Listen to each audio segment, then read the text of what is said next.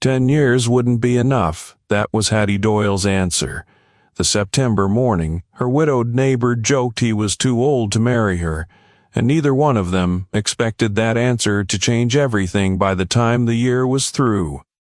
This is Durango, Colorado in 1883, and this is the story of a woman who carried a pie across a field every Tuesday for 3 years and never once asked for anything back, and the widower rancher who spent those same 3 years calling it neighborly kindness and calling himself too old for anything more. Stay with this one to the end, the last scene, the one with the fence gate and the boy on her hip, is worth the whole hour. Now, let's go back to the beginning. To a porch, a pot of coffee, and a man who had forgotten how to expect good things. Hattie Doyle was 25 years old and had lived on the neighboring property her whole life. She knew the Bowen Ranch the way she knew her own 2 hands, the particular creak of the north gate, the lean of the old hay barn, the exact minute each morning when the light cleared the San Juan peaks and turned the whole valley the color of a struck match. She was, plainly, a beautiful woman, though she had never learned to think of herself that way. Sun-warmed and strong through the shoulders from years of real work, dark hair that never quite stayed pinned by midday, a wide, quick laugh, and a figure that filled out her plain cotton dresses in a way the whole valley had noticed, even if Hattie herself pretended not to. She had a way of tipping her chin up when she meant business, and a low, warm voice that made even ordinary talk about grain prices sound like something worth leaning in to hear, and more than one young man in Durango had ridden the long way past her fence line on a Sunday purely for the chance of catching sight of her out working the south pasture, though none of them had ever worked up the nerve to say so directly. She rose before light most mornings, fed her stock, walked her fence line with her sleeves already rolled to the elbow, and, by the time the rest of Durango was pouring its first coffee, Hattie Doyle had usually already put in 2 good hours of work.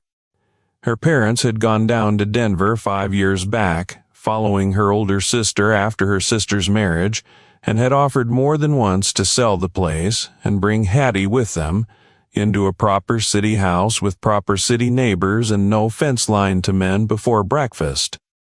Hattie had thanked them and stayed. She loved that valley the way some people love a person, stubbornly, completely, without needing a single good reason for it beyond the simple fact of loving it. She wrote her mother every month, kept the letters short and cheerful, and left out the parts about how heavy 40 acres could get on the coldest mornings, because there was no sense worrying a woman 400 miles away. She knew Elias Bowen just as well as she knew her own land. 55 years old, widower, the kind of man a hard life makes either bitter or quiet. Elias had chosen quiet. He worked his land before sunup, kept his word to the letter, and had spent 3 years learning to live inside a house built for 2 people, and now holding only 1. Hattie had started bringing him food 2 weeks after they buried his wife. Not out of pity, Hattie didn't believe in pity, thought it was mostly an insult, wearing a kind face, but out of the particular attention a person pays someone she's watched carry something heavy for a long, long stretch of road. She had known Sarah Bowen well. Their 2 families had worked the same stretch of valley for 30 years, the Doyles on the south side of the creek, the Bowens on the north, and Sarah had been the kind of woman who made a whole valley feel like one house with 2 roofs. When the illness took her in the spring of 1880, slow, the way illness likes to be when it wants to be thorough about it, something in that valley went quiet that had always run warm. Elias sat through the worst of it, buried her under the cottonwood east of the house, and went back to work the following morning. because work was the only sentence he still knew how to finish. Durango talked about that afterward, the way small towns do. A few thought it looked like strength. A few thought it looked like a man trying to outrun his own grief with a shovel. Elias himself had no particular opinion on the matter. He simply hadn't found anything else worth doing with a Tuesday. Sarah Bowen had been buried on a cold, bright morning with half the valley standing in the churchyard, because that was the kind of woman she'd been, the kind whose absence left a hole shaped like an entire community, not just one house. For the first year afterward, casseroles and visits had come steadily, the way they do after any loss, women from town taking turns bringing supper up the long drive. By the second year, most of that had tapered off, the way it always does, life pulling the rest of the valley back into its own ordinary business, leaving Elias mostly to himself and his fences and his cattle. Only Hattie's Tuesdays had never once tapered. She simply kept coming, long after it had stopped being expected of her and started being quietly, a habit neither of them named. The house itself in those first years wore the silence badly.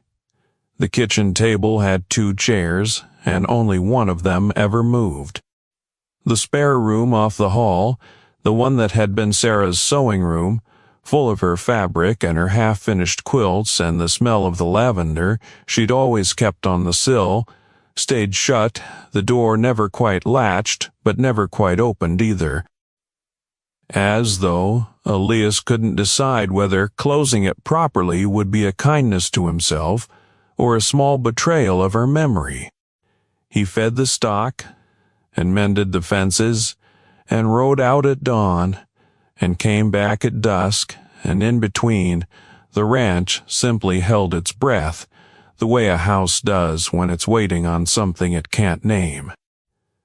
The first time Hattie had climbed those porch steps with a covered dish, 2 weeks after the funeral, she'd half expected him to turn her away, the way some proud men do when a loss is still too raw to let anyone stand near it. He hadn't. He'd stood in the doorway a long moment, looking at the dish and then at her, and then he'd simply stepped back and let her set it on the table, and neither of them had said much of anything that first evening beyond thank you and you're welcome. It became, without either of them planning it, the shape their whole friendship would take for the next 3 years. Small, steady, undramatic, and, underneath all of that plainness, entirely dependable. Hattie started with a pot of stew that first month, then bread, then, when the apples came in sweet, at the end of her own South Orchard pie. Not every day she ran 40 acres by herself, her parents having moved down to Denver years back to be near her married sister, and the work took the whole of her attention and most of her strength besides. Just Tuesdays. A pot of something, or bread, or pie, when the apples were good, carried across the shared field between the 2 properties, in a basket her mother had left behind. Elias always gave her the same 3 words when he took it from her hands. You didn't have to. Hattie always gave the same 2 back. I know. 3 years of that exchange had worn itself into its own private shorthand, a whole conversation folded down into 5 words, neither of them ever examined too closely, because, examining it too closely, what Elias came to notice across those 3 years of Tuesdays was that Hattie Doyle was extraordinarily capable in a way that had nothing to do with being someone's neighbor. She ran her 40 acres without complaint, and without ever asking for help she genuinely didn't need. She mended her own fence line before the frost could widen the cracks. She rode into the Durango stockyards and negotiated her own cattle prices, and came home with better numbers than men, twice her years of experience, because she'd already done the arithmetic before she ever opened her mouth to a buyer. She was also, and Elias had noticed this, and then very deliberately stopped noticing it, filed it under something safer, remarkably easy to sit with on a porch. She had opinions and gave them without apologizing for having them. She laughed easily at things he wasn't entirely sure were funny until she laughed. She listened for the answer whenever she asked about his herd, the way most people in town only pretended to. He had sorted every part of this, carefully, without looking too hard at the sorting, under a heading marked Good Neighbor. It was a sturdy category. It asked nothing of him. He fully intended to leave her filed there indefinitely, right up until the Tuesday morning she came up his porch steps with an apple pie balanced against her hip, and things went sideways in the space of a single breath. He had seen the market side of her once, back in the spring, standing off near the loading pens while she talked a buyer down from a low offer without ever raising her voice above a normal conversation.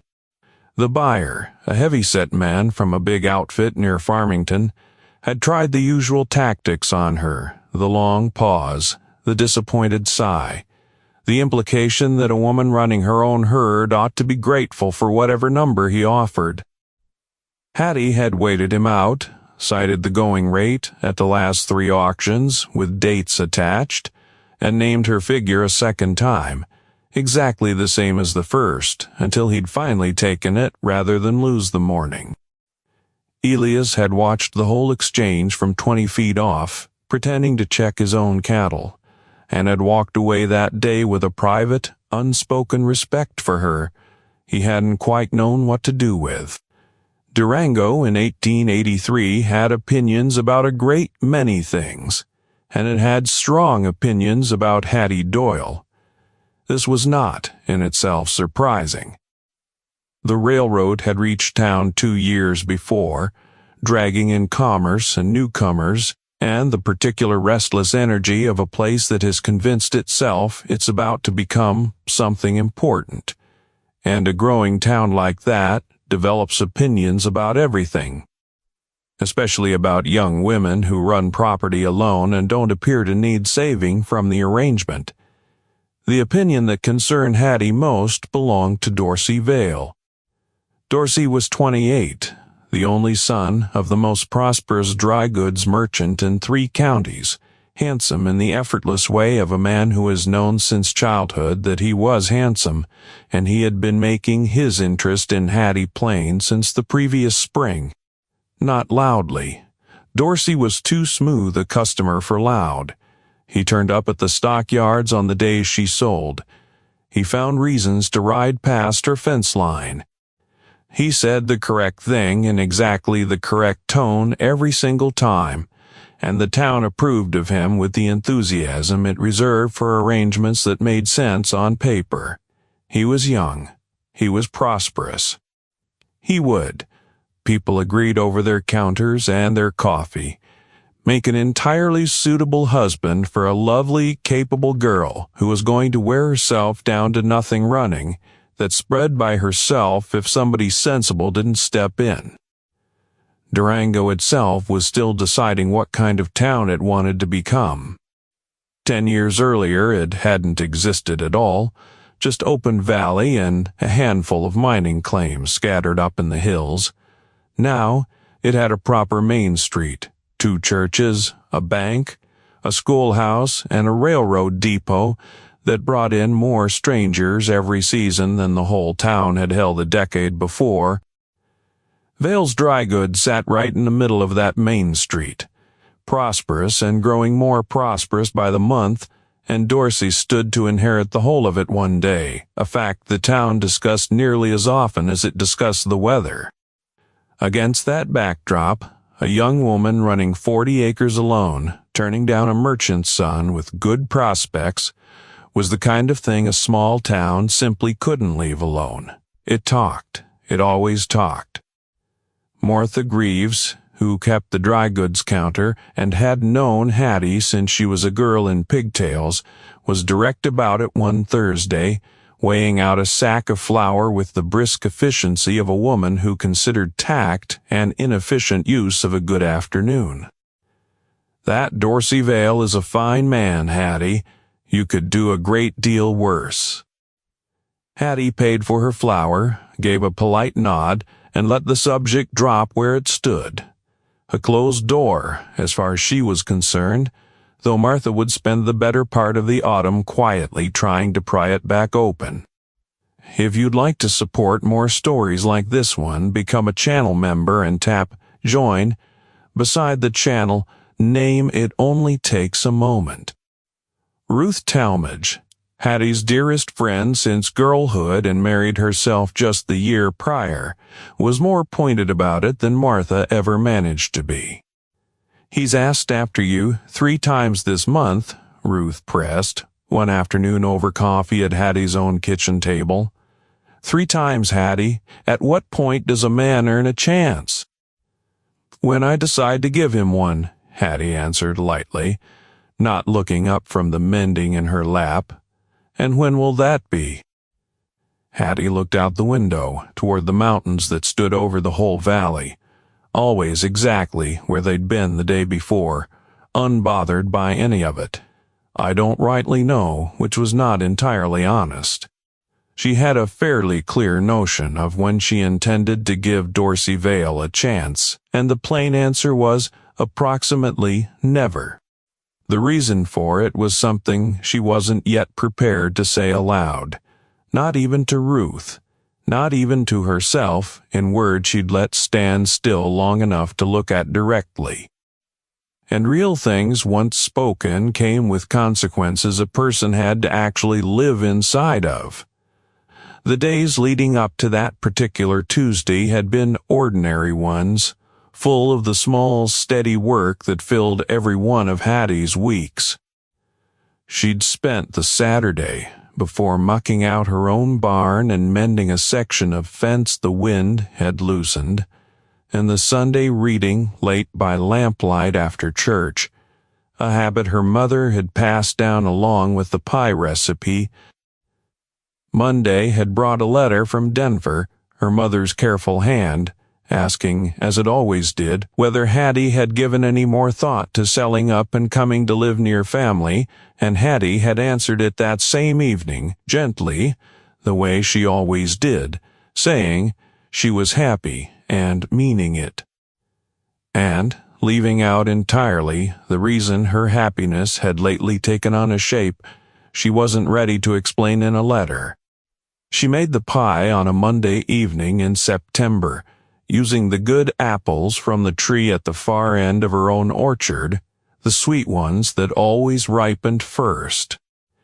She rolled the crust the way her mother had taught her, cold butter, cold hands, don't work it a moment past what's needed, and crimped the edges with more care than the occasion strictly called for, a fact she would later admit to herself and to no one else. She carried it across the shared field on Tuesday morning, under a sky, doing exactly what a Colorado sky does in September, an almost unreasonable blue, the kind that makes everything underneath it.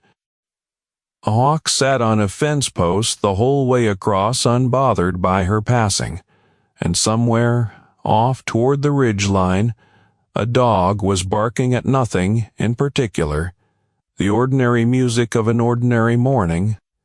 Elias was on the porch when she came up the rise the way he generally was on Tuesday mornings, as though he'd learned the rhythm of her visits without ever once admitting to himself that he had.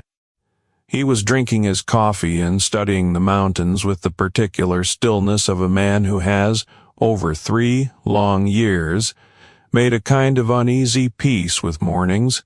She climbed the porch steps and held the pie out to him. He took it and looked it over with the genuine, unguarded appreciation of a man who understood exactly what a well-made pie was worth, which Hattie had always privately counted as a point in his favor.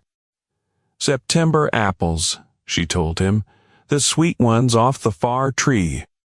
He looked down at the pie, then up at her, and then he smiled, the rare smile, the one that arrived slowly and remade his whole face when it finally got there, the one that made him look, briefly, like a younger version of himself standing just behind his own eyes. If only I were 10 years younger, lightly, the kind of thing a man says to be gentle and then let drop. Hattie went very still. A hawk turned somewhere overhead. The mountains did what they always did, which was nothing and everything all at once. 10 years wouldn't be enough. And before he could work out what exactly that meant, she set the pie on the porch railing, mentioned something about cattle needing checking on her own side of the fence, and walked back down across the field without once looking behind her. Elias stood on his porch, a long while after she'd gone, looking at the pie, then at her figure, growing smaller against the gold grass, then back at the pie again. Eventually, he went inside, poured more coffee than he wanted, and sat at his kitchen table turning her 5 words over and over, the way a man turns a stone he's found in a field, unsure yet whether it's worth keeping. He carried the thought with him the whole of that day out to the fence line, back in for supper, and long after the lamp was out and the house had gone dark around him, turning it, still, in the quiet dark the way a man does with something he isn't ready to set down. Dorsey Vale arrived at Hattie's property on the Wednesday with flowers, not wild flowers gathered along a fence line, but arranged flowers, the kind that come from a proper shop, which meant he'd ordered them all the way from Denver.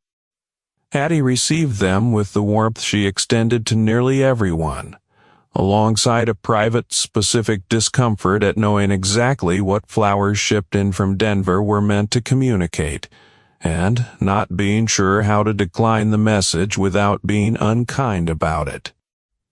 She set them in water on the kitchen sill. She poured coffee. Dorsey sat at her table with the easy comfort of a man accustomed to being welcome wherever he sat, and described with the modest pride of someone who badly wants you to notice how modest he's being. His father's new supply contract with the railroad, which was substantial. He was not, he allowed to herself, a bad man. He was pleasant company, and he was prosperous, and, in every practical sense, he would make a perfectly reasonable choice. The whole town was correct about that much at least. Before he left, he asked whether he might escort her to the harvest social at the end of October. I'll think on it kind enough, and honest enough, and it bought her more time than she quite knew what to do with.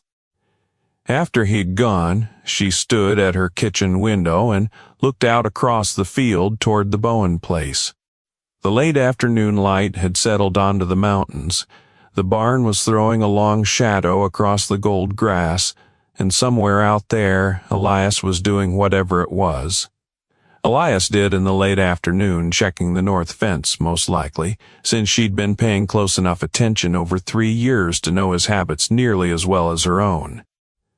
She looked at the mountains and turned 10 years wouldn't be enough over in her mind, and what exactly she'd meant by letting it out of her mouth, and whether she'd been a fool to say it at all, and concluded, after standing at that window a good deal longer than the view strictly required, that being a fool mattered rather less than she'd always assumed it would.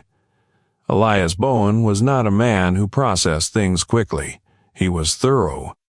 He turned matters over the way a man turns soil. All the way through, looking underneath before he decided what to plant there. He turned 10 years wouldn't be enough over for the better part of 2 weeks. In those 2 weeks he fixed the north fence, moved the herd toward the winter pasture, patched the east side of the barn roof, and had 3 separate, one-sided conversations with his horse. An elderly, philosophically minded animal. on the subject of things that arrive in a man's life exactly when he has stopped expecting anything to arrive at all. Jasper's contributions to these conversations were, by any honest measure, limited to the occasional flick of an ear. His attention, at least, was sincere, and on a ranch where the nearest human company was 3 miles off, sincere attention counted for a great deal. On the 14th day, Elias rode into Durango for supplies and heard, at the feed store, that Dorsey Vale had asked Hattie Doyle to the harvest social and that Hattie had said she'd think on it, which the whole feed store agreed was practically the same thing as a yes. The men at the counter had opinions on the matter and shared most of them freely, while Elias loaded his sacks of grain, not one of them thinking to lower his voice for the widower standing 3 feet away with his own opinions on the subject. Opinions he had no intention whatsoever of sharing with a feed store full of gossips.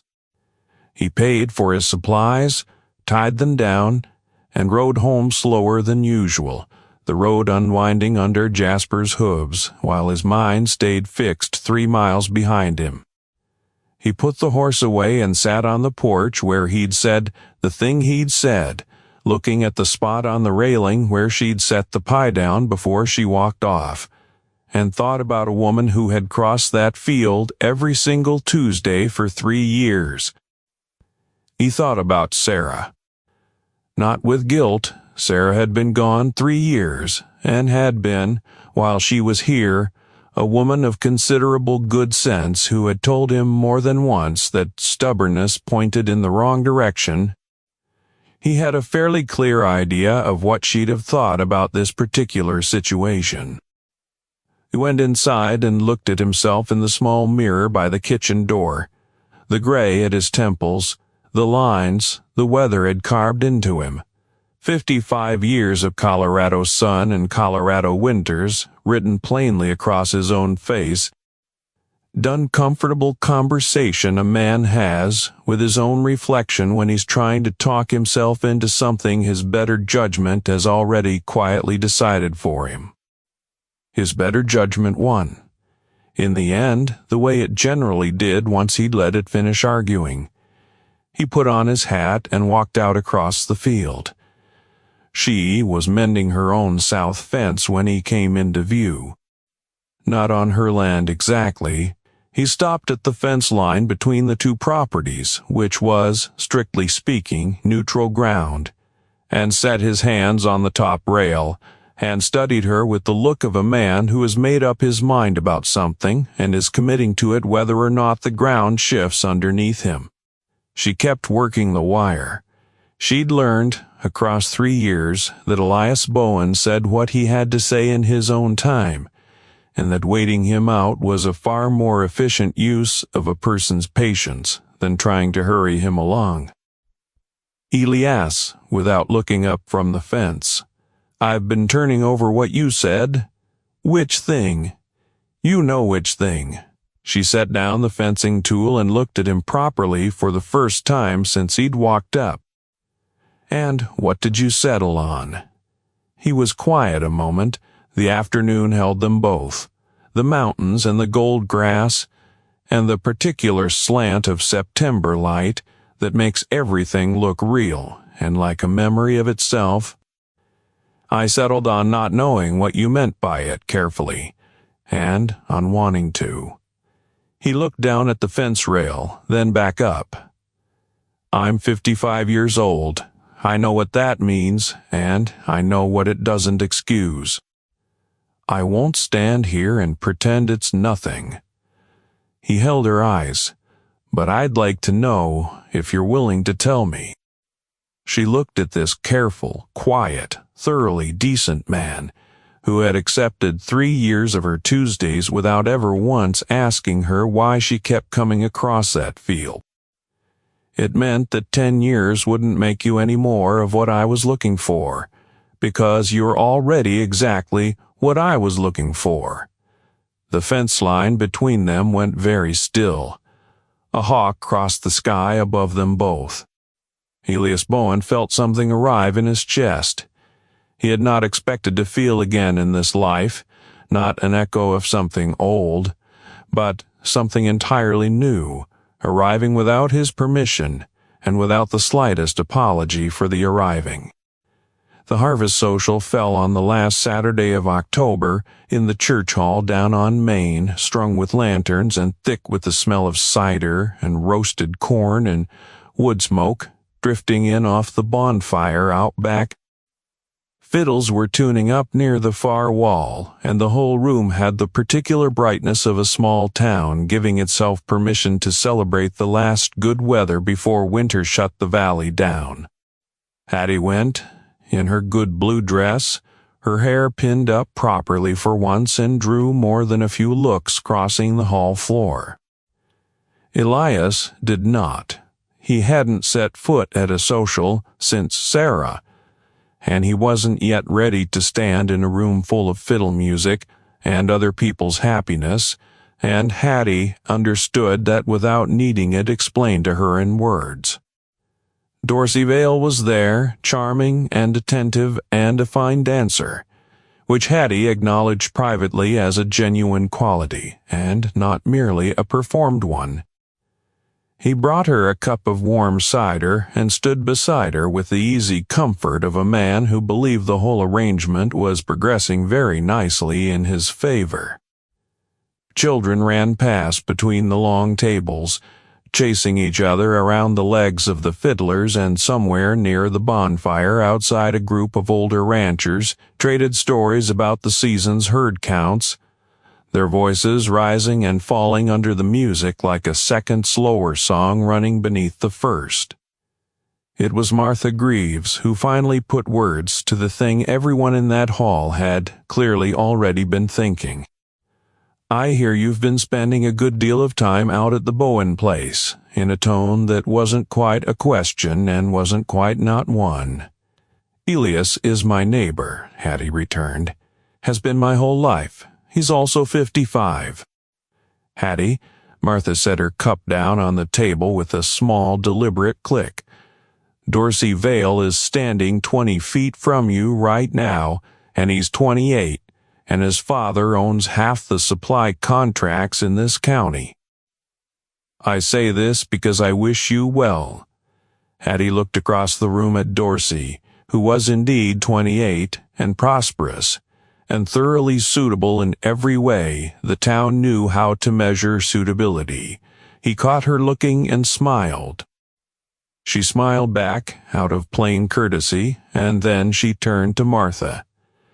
"Do you know what Elias Bowen did the morning after my fence went down in the spring flood abeat while Martha waited? He was there before sunup with lumber he couldn't spare from his own place, and he never once mentioned it afterward." "Not once, Martha." She let that sit a moment. "That's not a small thing. That's the whole thing, right there." She left the social early that night and rode home under a Colorado sky gone dark and full of stars, thinking about what the whole thing actually was, once a person stopped letting the town do the counting for her. Dorsey Vale was everything Durango wanted for her. Elias Bowen was what she wanted for herself. She'd watched her own mother choose carefully and her sister choose quickly, and had learned early that those two kinds of choosing were rarely, if ever, the same choice wearing different clothes. November arrived with the particular clarity Colorado saves for late autumn. The aspen groves had gone gold and then bare within the space of 2 weeks. The first snow had touched the highest peaks and stayed there, patient, waiting on the rest of the season to catch up. Elias had been building something over those weeks, quietly, without announcing any of it. Hattie noticed it the way she noticed everything about that ranch, incrementally, visit by visit, the way a person notices a garden coming up out of the ground. The porch railing he'd meant to fix for 2 years was fixed. The east kitchen window had a new frame around it, snug against the coming cold. And the spare room, the one that had held Sarah's sewing things closed up tight for 3 years, stood open now, aired out, sunlight falling clean across a floor that had been shadowed for so long Hattie had nearly forgotten it existed at all. The quilts had been folded and put away with care rather than shoved into a trunk. The lavender smell was gone, replaced by the plain smell of a window left open to a cold, clean morning. Hattie noticed every bit of it and let it pass without comment, understanding, the way she understood most things about that ranch, that some changes needed to happen quietly or not at all. On a Thursday, not a Tuesday, which she noticed straight away, Elias knocked on her own front door. "I've been doing some work on the house." "I know," she told him. "Elias, I've been walking up to that house 3 years running.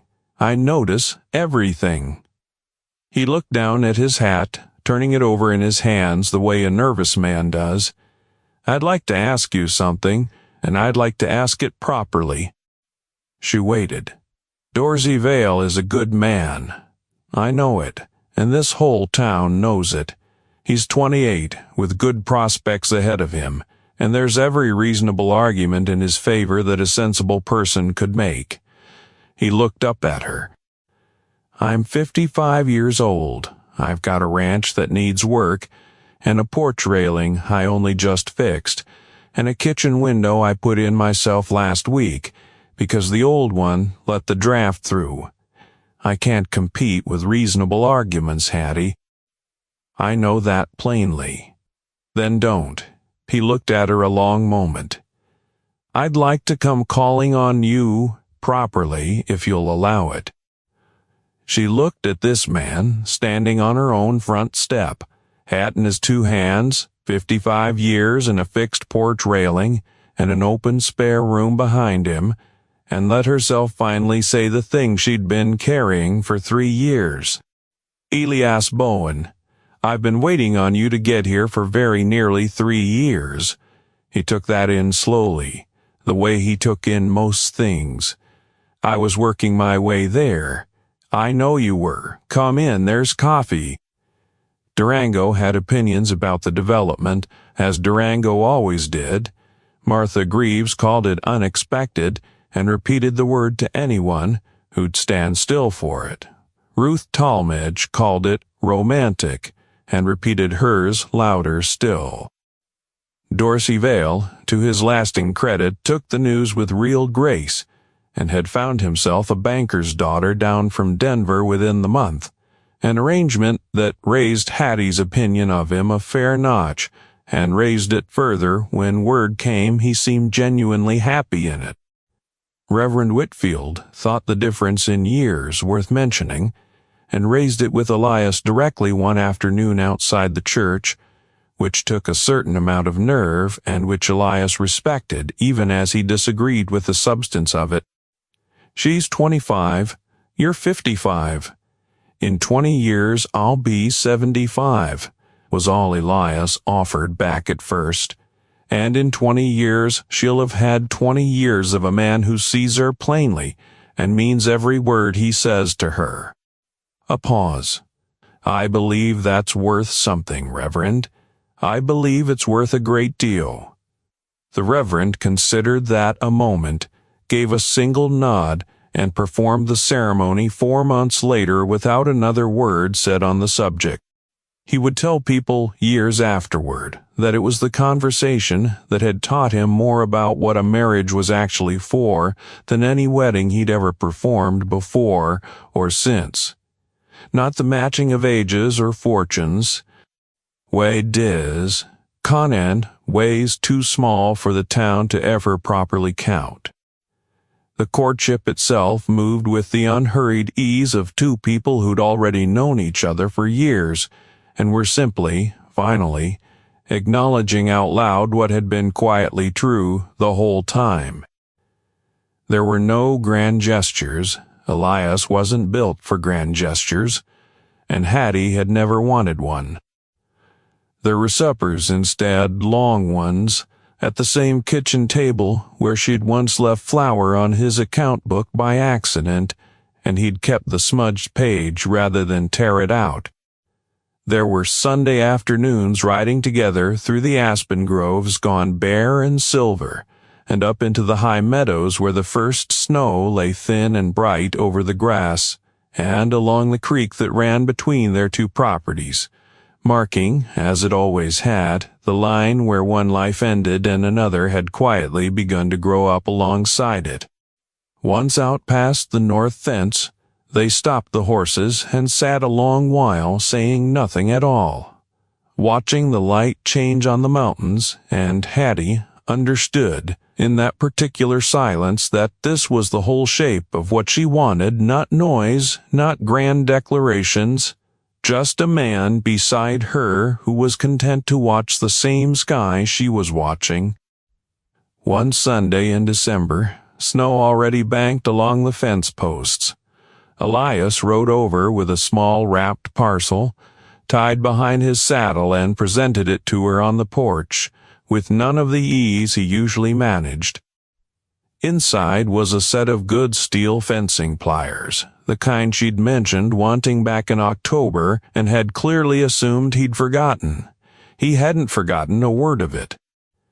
Hattie laughed until there were tears standing in her eyes, because it was, without question, the least romantic gift a man had ever handed a woman, and, also, she told him plainly, the only gift anyone had ever given her. He looked so pleased with himself over the whole thing that she kissed him right there on the porch, in full view of anyone who cared to be looking, and decided she didn't much mind who was. Before we get to the wedding, if stories like Hattie and Elias's are worth your time, become a channel member and tap join beside the channel name to help keep them coming.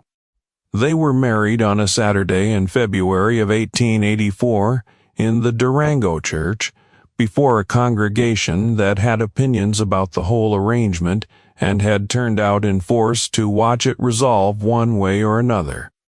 Snow had fallen the night before and lay clean and unbroken on the road up to the church door, and someone had strung greenery along the pews despite the season, so that the whole small building smelled faintly of pine and wood smoke and cold morning air. Hattie wore a deep green dress the color of the pines up on the ridge, because she'd never been a woman who felt bound to follow a convention that didn't suit her particular taste. And she was, everyone agreed afterward, radiant in it, sun-warmed and glowing and entirely herself, her dark hair loose beneath a simple wreath of winter greenery. Her figure catching the low church light in a way that made half the room forget for a moment that this was supposed to be an unconventional match, standing at that altar like she'd simply arrived at the place she'd been walking toward for 3 years. Elias wore his good jacket and stood at the front and watched her come toward him down that aisle and understood, with the full weight of 55 years behind him, that some things arrive precisely when a man has stopped looking for them. Martha Greaves cried through the whole ceremony despite having spent the better part of a season championing Dorsey Vale's case, and admitted afterward, over cake in the church hall, that she had never in her life been so glad to be wrong about anything. Ruth Talmadge threw dried lavender instead of rice, because she knew, without either Hattie or Elias ever having told her, exactly what that particular flower had once meant to that particular house, and thought it fitting that its scent should return to the doorway on a happier day than the ones it had marked before. Hattie moved into the Bowen house that same week, bringing her mother's pie recipe, her ledger books, and a particular sharpness for figures that transformed the ranch accounts within the first month alone. Elias watched her settle into that house the way water settles into its level, naturally, without any announcement, completely. The spare room that had once held Sarah's sewing became, at Hattie's quiet insistence, a proper study for the ranch's paperwork, and neither of them treated the change as anything but sensible. One evening in April she found him out on the porch, looking toward the mountains with the expression she'd come to recognize as his own particular version of contentment. She sat down beside him. "Are you happy?" Plainly, not anxiously, just honestly, wanting to know. He looked at the mountains a moment longer. "I'd stopped expecting to be. That's not the same thing as not being, though." He turned and looked at her. "I'm happy," simply, the way he said everything that actually mattered to him. She took his hand. The Colorado evening settled around them both, and held. The ranch became theirs in the fullest, most complete sense of the word, not his, with her merely living in it, but genuinely, evenly shared between the two of them. She kept the books, which were a good deal healthier by the end of the first quarter than they'd been in years. He kept the cattle and the fence lines and the particular, patient knowledge of that land that only comes from decades of paying it close attention. They divided the work between them, not by old convention, but by whoever was better suited to a given task, which meant that Elias occasionally cooked and Hattie occasionally mended, fence posts in her own boots, sleeves rolled to the elbow, same as always. The valley, for its part, adjusted to the sight of them together within a season or two, the way valleys generally do once the talking has run its course.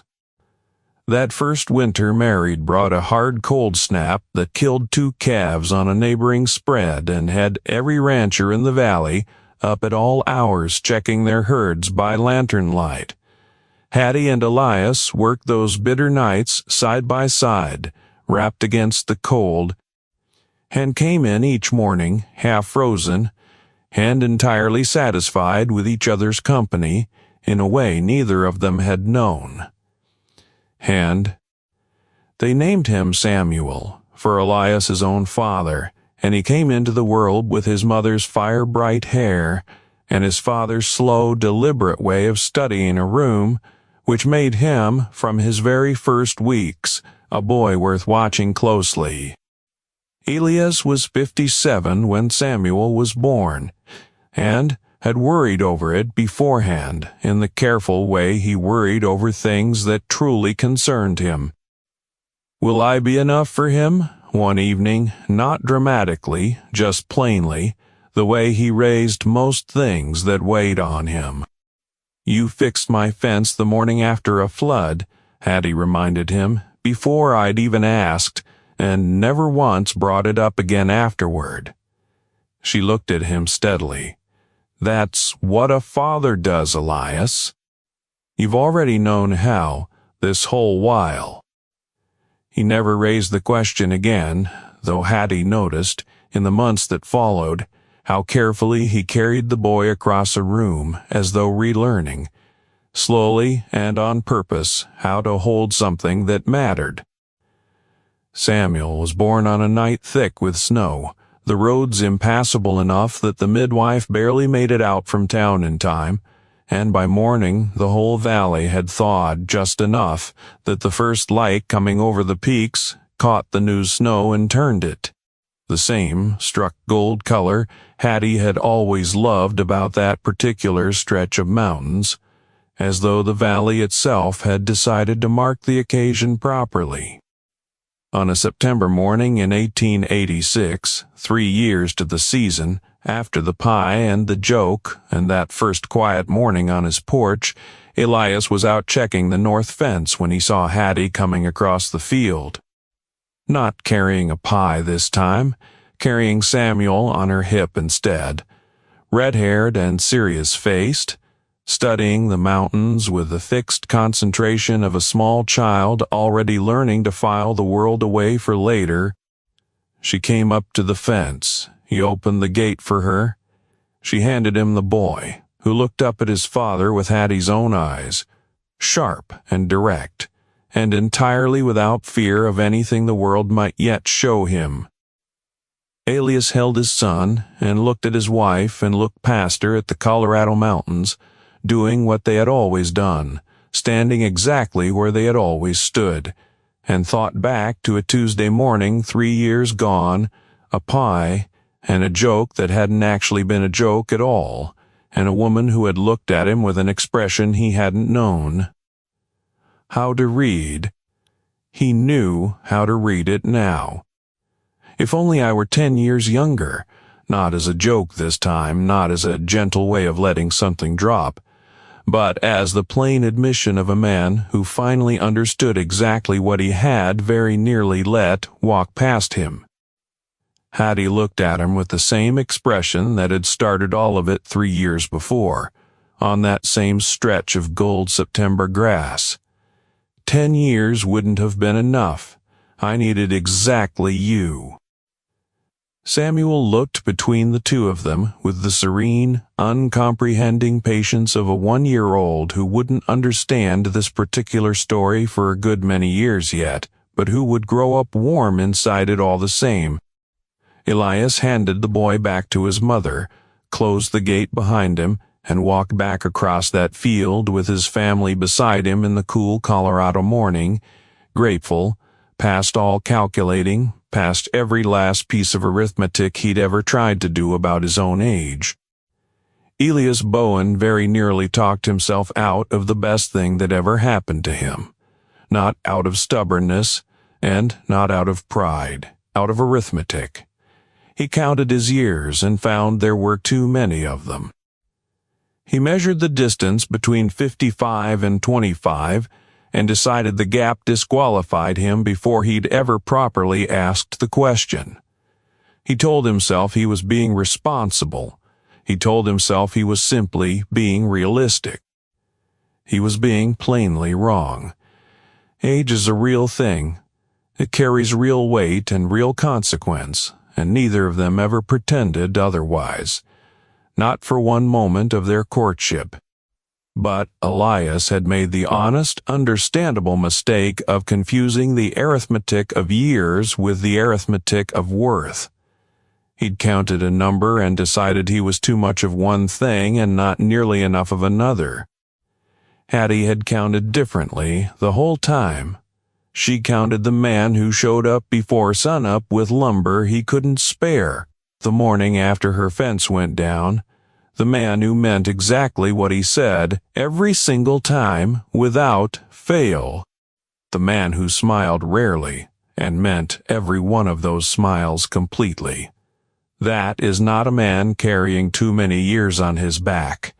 That is a man who spent 55 of them becoming precisely who he was always going to be, and sometimes, not always, but sometimes the person best placed to see that clearly is the one who's been watching quietly from across the field, patient, carrying something good in her hands, waiting for him to finally look up. Years later, when Samuel was old enough to ask how his parents had come to be married, Hattie would tell him the story of the pie, and Elias would sit at the same kitchen table turning his coffee cup slowly in his hands, letting her tell it because she told it better than he ever could. The particular sound of her voice, describing that one September morning. Samuel grew up thinking it was the finest story he'd ever heard, better than anything in the books at the little Durango schoolhouse, and would ask for it again most winters, and his mother would tell it again, word for word. Don't let the arithmetic talk you out of asking the question that matters. Don't let a number on a calendar convince you that what you have to offer somebody isn't enough. It might be exactly enough.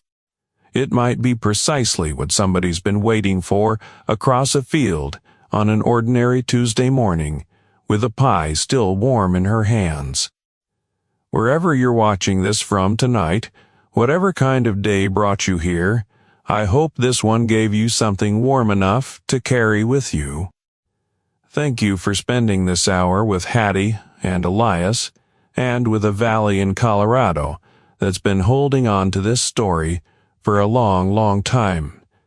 Until the next one, take care of each other.